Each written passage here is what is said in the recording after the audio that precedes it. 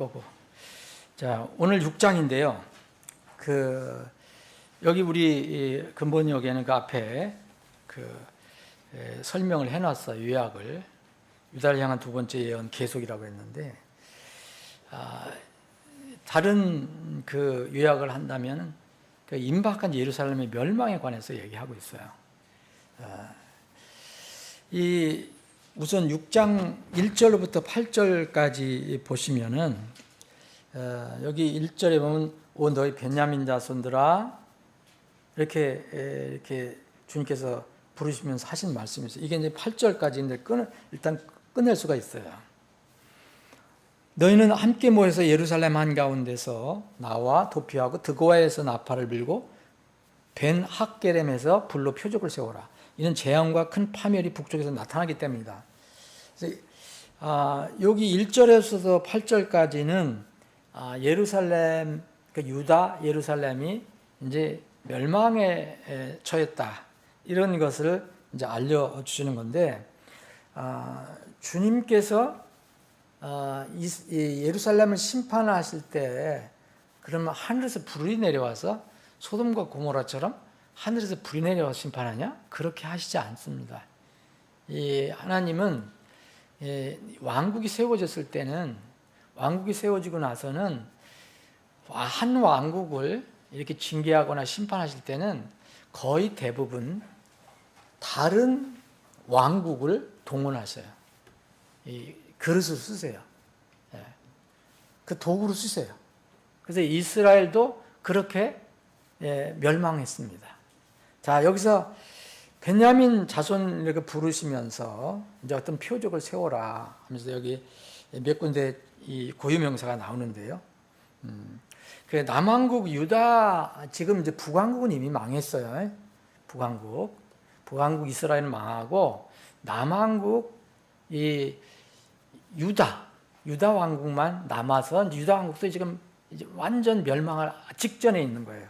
그러니까 남왕국을 구성하는 12지파가 있잖아요. 근데 북왕국은 10지파 돼 있고, 남왕국엔 2지파가 남아 있어요. 유다와 베냐민이에요. 그런데 여기서는 베냐민 자손들아 이렇게 부르셔요. 근데 여기 멸망당하는 곳이 어디입니까? 예루살렘이잖아요.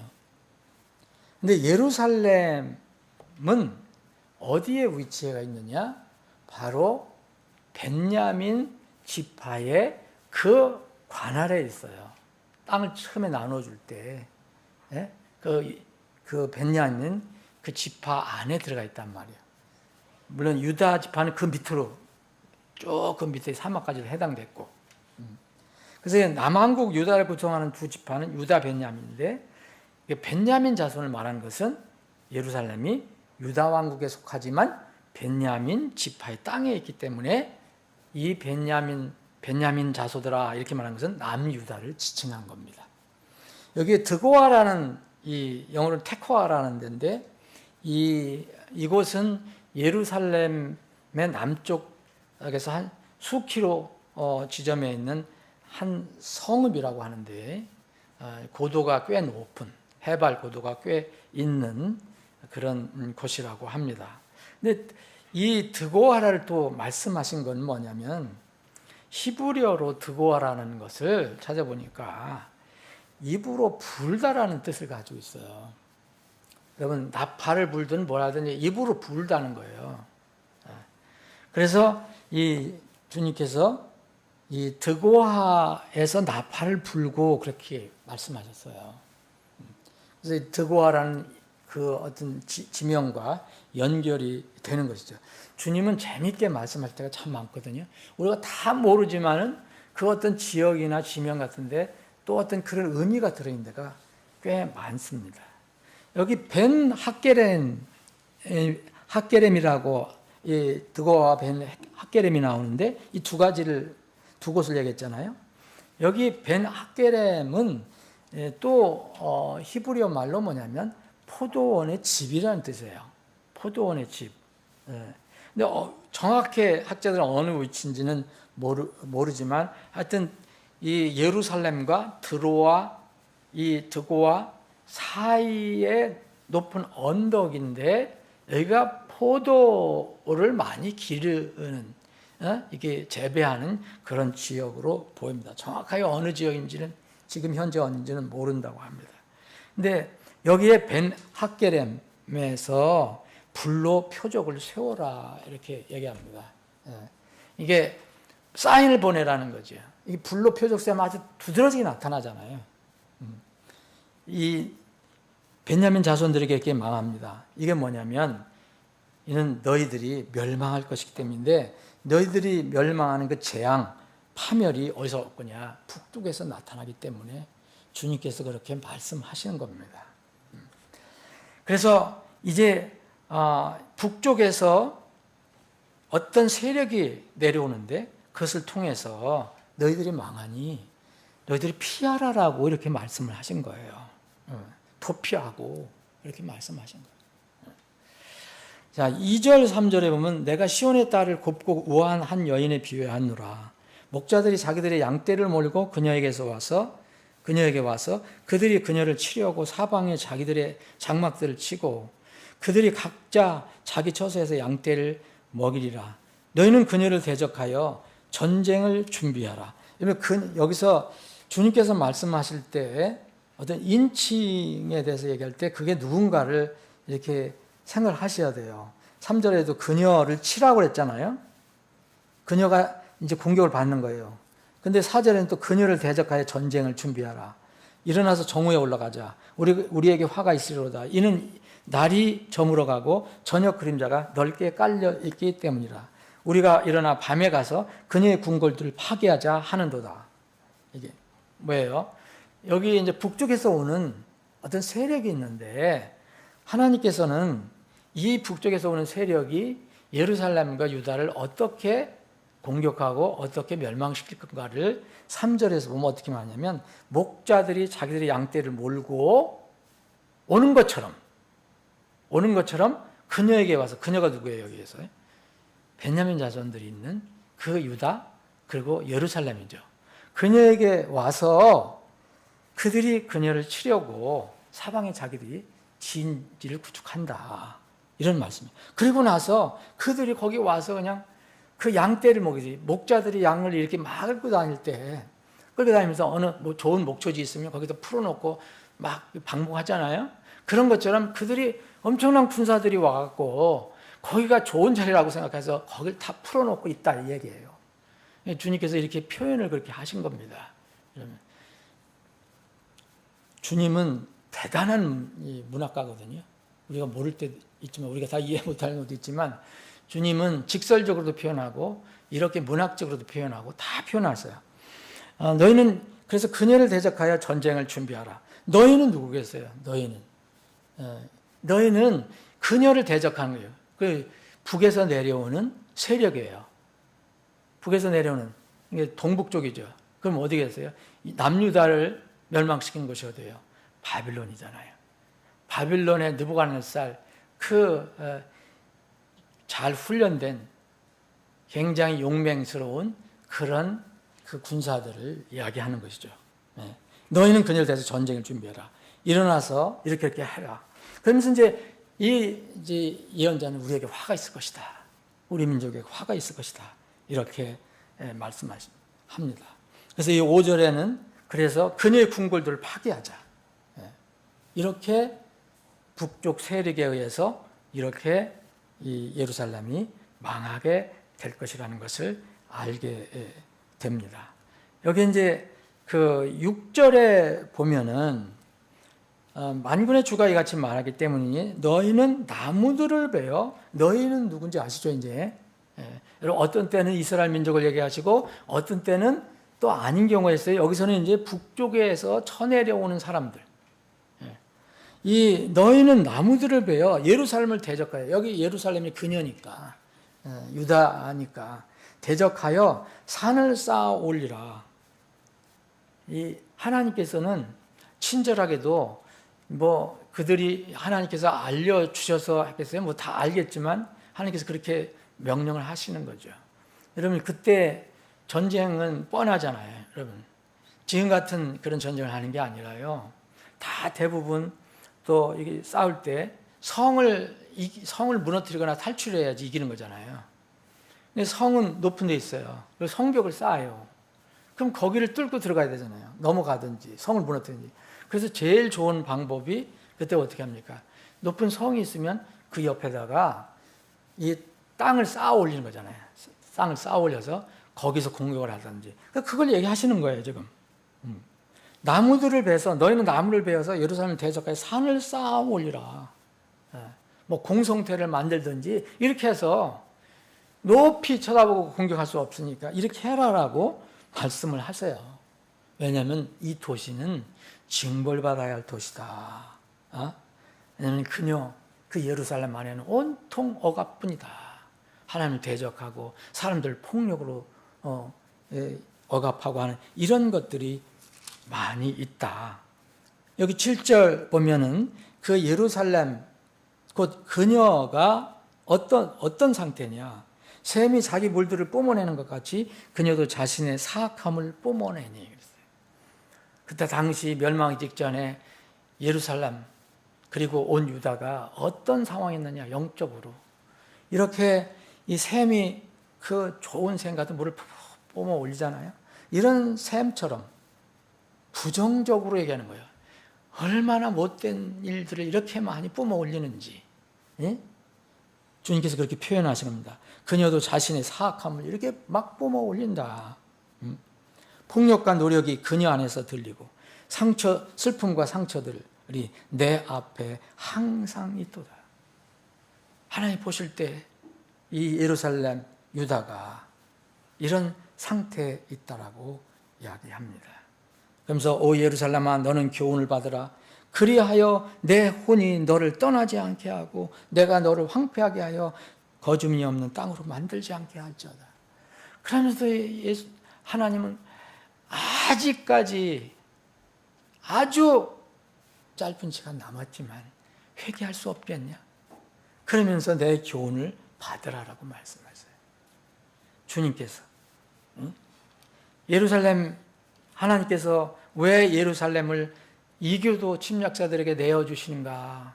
그렇게 사악함을 뿜어내니까 그 이유를 말씀해 주셨으면서도 이제 하나님께서는 이런 징계 심판 진행 속에서도 하나님은 예루살렘이 교훈을 받기를 원하십니다. 아직까지는 시간이 있어요. 여러분 이제 나중에 여기 7장으로 넘어가면 예레미야 예언자에게 이런 명령하신 게 있어요. 너희 더 이상 기도하지 마. 중보하지도 마. 이제는 나는 이제 더 이상 이제 기다릴 수 없어. 이런 말씀하세요. 기도하지 마라고. 그렇게 기도하고 돌아서라고 했던 분이 이제 기도하지 마라고 할 때가 있어요. 이때가 오기 전에는 기도해야 됩니다. 그래서 주님께서는 교훈을 받으라라고 얘기합니다. 이제 9절부터 이제 15절까지는 다시 한번 하나님께서 예루살렘의 심판의 원인이 무엇인가를 알려주고 계세요. 한마디로 얘기하면요, 여기 주님께서 다시 말씀하셨는데, 예루살렘이 심판을 받게 된 원인은 이 백성, 이스라엘, 그 유다 백성과 예루살렘 거주민과 함께 그들을 지도하는 영적 지도자들, 영적 지도층들이 너나 할 것 없이 총체적으로 타락했기 때문이라는 거예요. 지난주도 우리가 한번 살펴봤습니다. 9절 보면 만군의 주가 이같이 말하노라. 그들이 포도처럼 이스라엘의 남은 자를 샅샅이 주우리라. 너는 포도 모으는 자처럼 네 손을 바구니 안으로 되돌릴지어다. 여러분 여기 그들이라는 것은 이제 이 위에서 나와서 북쪽에서 나와서 예루살렘을 공격하는 이교도 침략자들을 얘기하는 거죠. 유다를 침공한 적들이 어떻게 이스라엘을 접수할 것인가? 그걸 또 한 면을 주님께서 알려주고 계세요. 예루살렘의 재앙은요 한 번으로 끝나지 않습니다, 여러분. 엄청난 공격이 밀려와서 한꺼번에 다 끝. 이게 아니에요. 예루살렘 아주 계속해서 고통을 받아요. 예루살렘은요, 농부가 이 포도원에 가서 포도를 딸 때 여러분, 요새는 뭐 기계로 포도를 따나요? 난 잘 모르겠는데. 포도는 아직도 기계를 못 딸 거래요? 사람이 따죠. 근데 이 포도를 딸 때 어떻게 따야 됩니까? 포도를 따는 사람이 이 망태기를 가져가면은, 바구니를 가져가면 계속 땄다 넣었다 그래야 되네. 바구니에서 계속 손에 들어갔다 나와야 돼요. 그거를 주님이 표현하십니다. 이스라엘을 어떻게 접수하실 것인지. 포도를 딸 때 포도를 따는 사람이 자기 손에 바구니에 여러 번 넣었다가 뺐다 하는 것을, 그 동작을 반복하는 것처럼 이교도 침략자들도 여러 번 이스라엘을 공격할 것이라는 것을 지금 이렇게 말씀하고 계시는 겁니다. 실제로 어떻습니까, 여러분? 역사적으로는 다 증명이 됐습니다. 실제로 남북 통합해서 이스라엘은요, 여러 번 외적의 침략을 받았어요. 북쪽 북왕국 이스라엘은 이 같은 북쪽이지만 나라가 틀려요. 아시리아라는 나라에 의해서 멸망당합니다. BC 722년에. 근데 이 남유다는 특별히 더 고생을 해요. 어떤 고생을 하냐면 한 번에 망하지 않습니다. 이교도들이 계속해서 침략했다가 조금 풀어졌다가 침략했다가 또 풀어졌다가. 그래서 이 남왕국 유다는요, 바빌론에 의해서 침략을 계속 받는데 3번에 걸쳐서 큰 고통을 겪습니다. 그래서 포로가 3번 붙잡혀가요. 3번. BC 605년, 597년, 그리고 마지막 586년에 완전히 예루살렘이 함락될 때 마지막 포로들이 다 끌려갑니다. 그래서 이 북에서 내려온 세력들이 포도를 따는 것처럼 넣었다 뺐다 넣었다 하는 것처럼 그런 반복된 동작을 표현해서 너희들이 이렇게 이 북쪽에서 내려온 세력에 의해서 망하게 될 것이라는 것을 말씀하고 계십니다. 내가 누구에게 말하고 누구를 경고를 주어야 그들이 듣겠느냐? 보라, 그들의 귀는 할례받지 아니하였으니 그들이 귀를 기울일 수 없도다. 여기서 그들의 귀는 누굽니까? 여기는 또 이스라엘이에요. 여러분, 하나님께서 계속 이스라엘에 관해서 말씀하실 때, 유다에 관해서 얘기했을 때 도대체 왜 못 듣느냐? 이걸 계속 한탄하고 계시는 거예요. 그들의 귀는 할례받지 아니하였으니 그들이 귀를 기울일 수 없도다. 보라, 주의 말이 그들에게는 치욕거리가 되니 그들이 그것을 기뻐하지 아니하노다. 하나님의 말씀은 그들에게 복이 되는 것인데 그들은 뭐라냐면 부끄럽다고 생각한 거예요. 자기들에게 치욕거리가 된다고 생각한 거예요. 왜 그렇게 생각했어요, 여러분? 그들은 거짓 대언자, 거짓 예언자의 말을 들었거든요. 평안하다는, 너희들 아니야. 우리는 반드시 평안해질 거야. 분명히 하나님께서 우리를 택하셨기 때문에 평안을 주실 거야. 계속 진정한 이 예언자들은 계속 위험하다. 회개하라. 너희들 심판을 받을 것이다 하는데 이 거짓 예언자들은 반대로 얘기했잖아요. 근데 뭐가 듣기 좋으냐면 사람들은 이런 게 좋은 거거든요.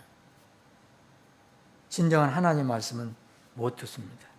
그래서 하나님은 어떻게 표현하셨냐면 귀가 할례받지 못했다 그래요. 여러분, 할례라는 거 아시죠? 귀가 할례받다. 귀가 할례받았다.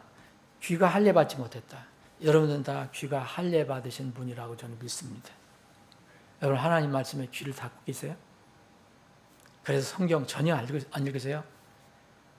설교할 때 하든 말든 나 귀를 닫고 있겠다. 꼭 닫고 있는 분이 있어요? 이분들은 귀가 할례받지 못한 사람이에요. 할례는 종교적 의례로 몸의 어떤 부분, 그 포피, 이 부분을 도려내는 거잖아요. 제거하는 거잖아요. 아브라함의 후손 이스라엘에게는 할례에 관해서 하나님께서 명령해 주셨어요. 아브라함의 후손들은 다 할례를 받았습니다. 육신의 후손들은. 만약 할례를 받지 못하면 그 백성으로서 들어오지 못하고 끊겨져요. 이 할례는, 이 아브라함의 후손 이스라엘에게 할례는 뭐냐? 하나님과 언약으로 맺어진 것을 겉으로 드러내는 상징적인 행동입니다. 이것이.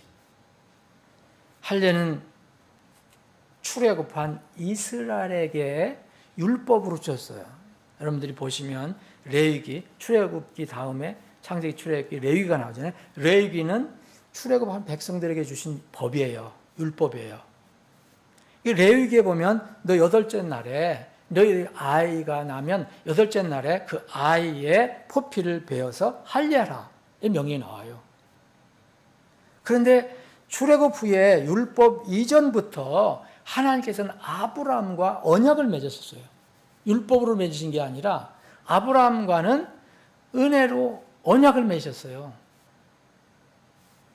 아브라함, 내가 너에게 복을 주리라. 하나님과 아브라함이 언약을 맺으셨단 말이에요. 또 하나님께서는 계속해서 아브라함 후손하고도 언약을 맺으셨어요. 아브라함의 후손, 아브라함, 이삭, 야곱 다 언약을 맺었다고 그랬어요. 그 후손 사이에 아브라함 또 아브라함 후손 사이에 맺어진 언약의 증표로 주신 명령이었어요. 그래서 율법 전부터 있었던 거예요. 이거는. 그럼 아브라함이 언제 있었습니까? 창세기에 나오거든요. 아브라함은 어떻게 은혜를 받았습니까? 아브라함 원래 이교도 족속이에요. 갈대아 우르는 이교도들이 사는 지방이에요. 온갖 신을 다 섬겼던 데예요.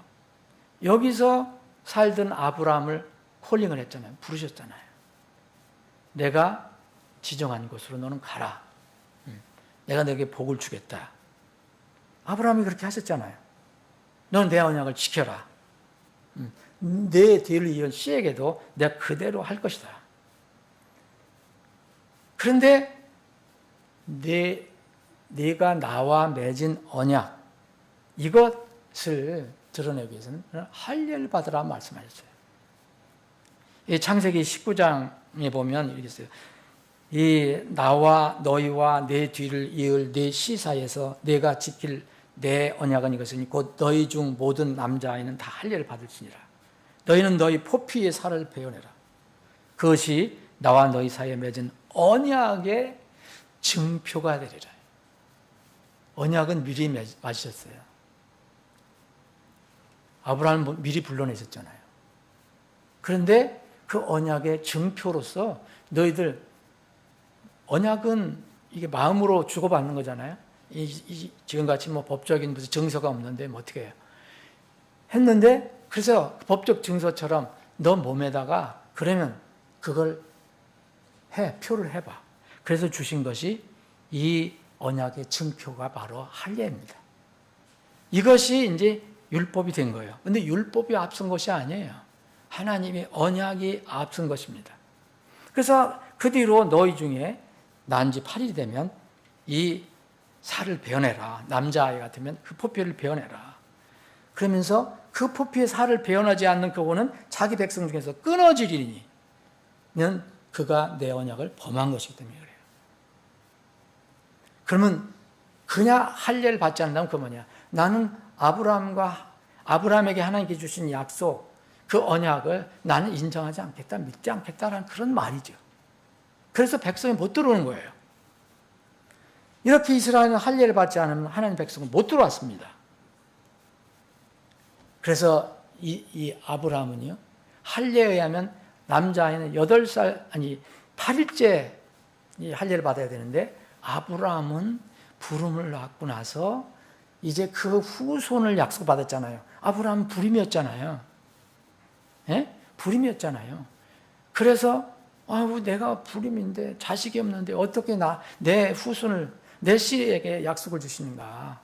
그래 의심했을 때 주님께서 약속해 주셨잖아요. 너 앞으로 1년 후에 소식이 있을 거야. 그때가 언제였습니까, 여러분? 99세였어요. 99세. 그래, 아브라함 이삭 날 때가 언제였어요? 100세에 났어요. 네, 100세. 그래서 99세에 아브라함은 할례를 받은 겁니다. 그래서 성경은 아브라함이 99세에 할례를 받았다라고 거기 기록되어 있는 거예요. 아브라함이. 이렇게 할례는 하나님과 그분을 믿고 따르는 백성이 하나님께 주신 언약을 통해서 하나님과 연합되었다는 것을 밖으로 고백하는 행동입니다. 그래서 모세는 시간이 다 됐네요. 여기까지 하겠습니다. 다음 계속해서 할례 조금 더 하겠습니다. 아버지 하나님, 저희들에게 말씀을 공부할 수 있는 기회, 상고할 수 있는 기회, 묵상할 수 있는 기회를 주셔서 감사합니다. 오늘은 특별히 이스라엘 백성에게 명령하신 할례에 관해서 살펴봤습니다. 아브라함에게 명령해 주셨던 그 할례, 그리고 율법으로 주셨던 할례가 우리 지금 이 시대의 그리스도인들에게 문자로 그대로 집행할 필요는 없지만 과연 우리 마음의 할례는 무엇을 의미하는지, 우리가 구원을 고백하지만 그 마음에 할례 받은 것을 무엇으로 우리가 증명하는지 다시 깊이 묵상할 주제라는 것을 저희들이 압니다. 주님, 우리 삶 속에서 마음에 할례 받은 것을 겉으로 드러나는 그 모형을 저희들이 삶 속에서 드러내기를 원합니다. 우리의 삶 전체가 하나님께 그리고 세상을 향한 그런 할례의 고백이 되게 해 주시옵소서. 우리 마음이 할례를 받고 우리 입도 할례를 받고 귀도 할례를 받았으니 할례에 합당한 그런 삶을 살 수 있도록 인도해 주옵소서. 이 시간에 우리 사랑하는 지체들의 기도를 들어주시고 주님의 완전하신 때 가운데 성취해 주시옵소서. 거룩하신 예수님의 이름으로